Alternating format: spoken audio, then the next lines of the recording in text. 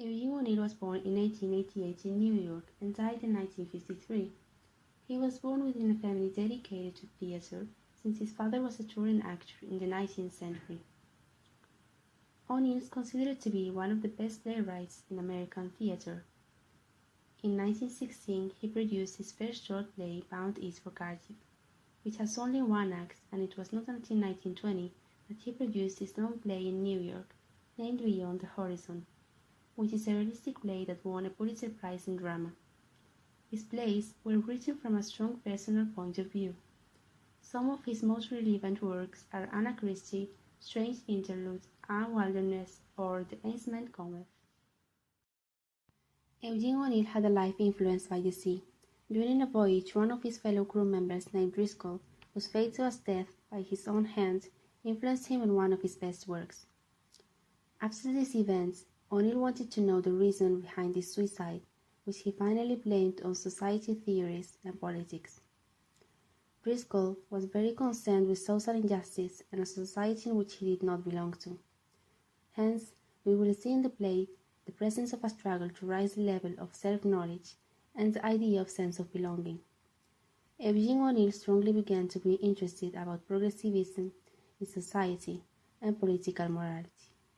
He wondered if anyone had this feeling of not belonging and suggested that we should know ourselves in order to fight that struggle. He supported the idea of knowing ourselves and accepting our principles as a way of satisfaction. Consumed by his philosophical ideas, Expressionism and Darwin's idea of the nature of a man, his play The Hairy Ape is better characterized for its rejection of realism and naturalism, as an attempt to focus on ancient Greek drama and to use expressionistic theatrical techniques.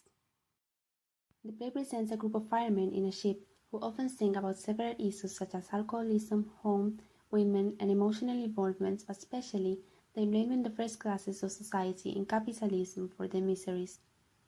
On the contrary, Robert Smith, known as Young, thinks that they make the world work. Mildred Douglas, who is a 20-year-old and daughter of the owner of the Nazareth Seal, is determined to understand the situation of the poorer classes. This awareness led her to visit the so-called and experience the firemen's conditions at first hand. After her visit, she insults Young, the protagonist, for looking at her with anger. The members of the crew pointed out that they were seen like animals in the zoo and called Young the hairy ape. After making port in New York during a walk, Young was angered by the high prices of furs and also started to fight with some churchgoers, stating that it is people like him who make the world work. This fact led him to enter into jail, and here, indeed, he feels like a caged animal. One of the most important themes in the play is the effect of industrialization on the workers, as it reduced human workers in favor to machines which can think in place of humans. Therefore, we can see in the play how workers are forced to do jobs that require physical labor, and this causes a deterioration of the workers into an ape condition. This situation is reflected in characters like Young or Buddy, who are seen as monkeys. The other theme in the play is the frustration of class. We can see the clashes of classes. The upper class is represented by Mildred, and the lower class by Young.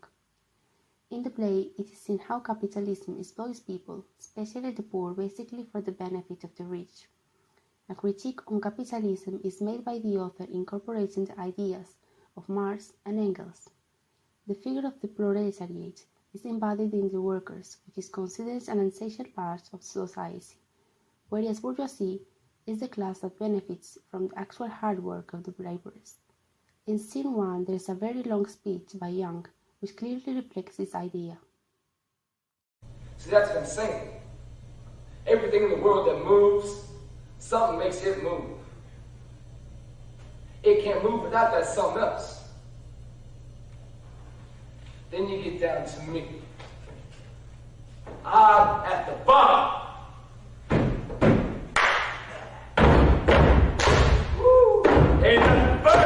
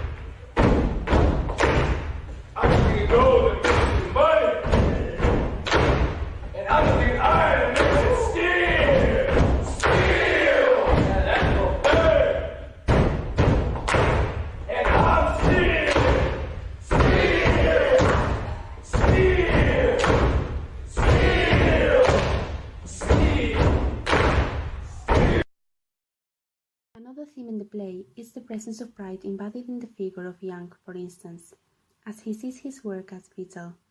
However, Mildred's insult towards Young makes this pride result into class awareness. Connected to the theme of pride is his idea of belonging. The protagonist seeks to belong to any of the groups in society. However, he is excluded of each of them, even from an ape in the zoo. This is a representation of a modern man's struggle in an industrial society in which it is not possible to break social barriers. Turn off that whistle! Come down out of there, you yellow breastplate dope bum, you! Come down and I'll murder you, you lousy, stinking yellow mother of a Catholic murderer bastard! Hold that whistle on me, huh? I'll show you! I'll crack your skull in! I'll drive your teeth down your throat! I'll slam your nose to the back of your head! I'll cut your guts off by a nipple, you lousy boob! You no-good, lousy, mucking son! Ah!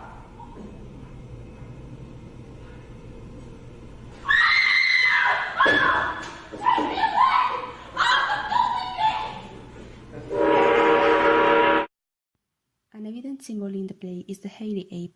It symbolizes Young's transformation into an animal, and this can also be reflected in the constant use of the word growl.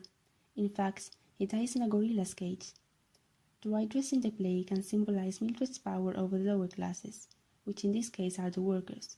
This is reflected in Scene 3 on a stage direction which explains how Young saw her as an apparition, something that doesn't fit there. The confrontation between Young and Mildred symbolizes the clash between the different social classes. It is also a key moment as it marks Young's beginning of not feeling belonged. In fact, the word belong is also repeated throughout the play. Another important symbol is jail, which represents society's capacity of imprisoning and treating people like animals. Here's a short clip. Like this? Oh, it's you, huh? Yeah, well. Oh, hell. Look at that bomb. Only a bus fighting over there. Hey, big yellow bum. Look out, here I come. Hey, Ben, bring the ambulance. Hey, let's break it. Yeah!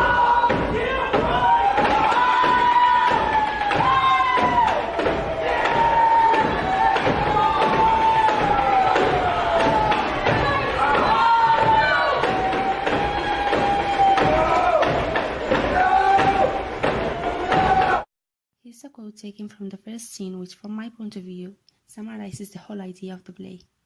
Some keywords are free, equal, slaves, just, and capitalist class. Here, it is clearly expressed how the workers suffer from hard work to survive, while receiving humiliation and impositions from the upper classes of society, which by contrast has all comforts and fancies. Note how Long in this passage refers to themselves as slaves. The author succeeded to represent the harshness of a society divided in poor and fortunate people. This dichotomy is very present in the play by the use of expressionistic techniques such as the presence of self-expression or violent extremes of mood. At the end of the play, Young had already interiorized himself as an ape as he sees himself disintegrated from the rest of society. He dies without having achieved his fulfillment of feeling belonged.